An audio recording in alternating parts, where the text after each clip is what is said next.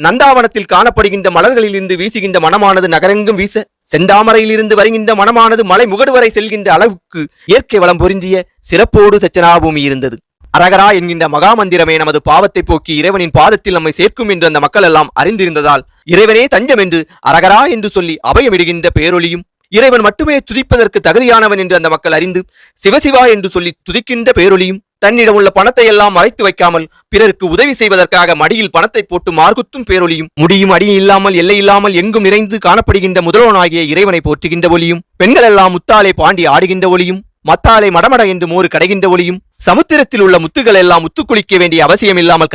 கரையில் வந்து சேருகின்ற ஒளியும், மங்களமான நிகழ்ச்சிகள் எப்போதும் நடப்பதால் பெண்கள் எல்லாம் குமுத்திரளாக திரண்டு குறவையிடுகின்ற ஒளியும், ஆலயங்களில் சங்கீத மேளத்தை ஓதுகின்ற ஒளியும், மங்கள கீதத்தை வகுக்கின்ற ஒளியும், அனைத்து நல்வாழ்வுக்கும் காரணமாக அமைகின்ற வேதத்தை கற்றுக் கொடுக்கின்ற ஆலயங்களும், இறைவன் ஆரவாரத்தோடு யானை மேல் அமர்ந்து வீதி உலா வருகின்ற அழகும், குதிரை மேல் இறைவன் வருகின்ற வீதியின் அழகும், மிகுந்த செழிப்பின் காரணமாக கரும்பு கூட கூரையில் முத்தை குலை சாய்க்கின்ற அழகும், பாதையிலே பார்க்கின்றவர்களுக்கு தங்கத்தை பரிசாக அளிப்பவரும், அன்னமிடும் சாலைகளில் எல்லாம் ஆலயங்கள் வைப்பாரும், பொன் பொருளை கொடுத்து சொகுசுபர நிற்பாரும், சிவனே சிவனே என எண்ணமெல்லாம் சிவகருத்தாய் நிற்பவரும், இறைவனை எண்ணி வாழ்கின்ற தவமே பெரிதென தவநிலைகள் செய்வாரும், கோவிந்தா என்று இறைவனை தொழுது வணங்கி குரு பூஜை செய்வாரும், நாவிந்தையாக நாள் வேதத்தையும் படிப்பாரும், மழையானது மாதம் 3 முறை பொழிந்து ஏரியெல்லாம் பெருகி விவசாயிகள் ஏரடிக்கின்ற அந்த ஓசையும், நாத்து நடும்போது அந்த பெண்கள் எல்லாம் நளினமாக இசைக்கின்ற ஒளியும், இறைவனின் கூத்து நடத்துகின்ற அந்த ஒளியும், இவ்வாறாக எல்லோரும் புகழும் வண்ணமாக எந்தவிதமான சிறப்பும் தப்பாத அளவு தட்சணம் சிறப்போடு இருந்தது. தன்னுடைய காமபானத்தின் மூலம் சிவபெருமானின் ஞான தவத்தை கலைக்க முயற்சி செய்த காமனை எரித்த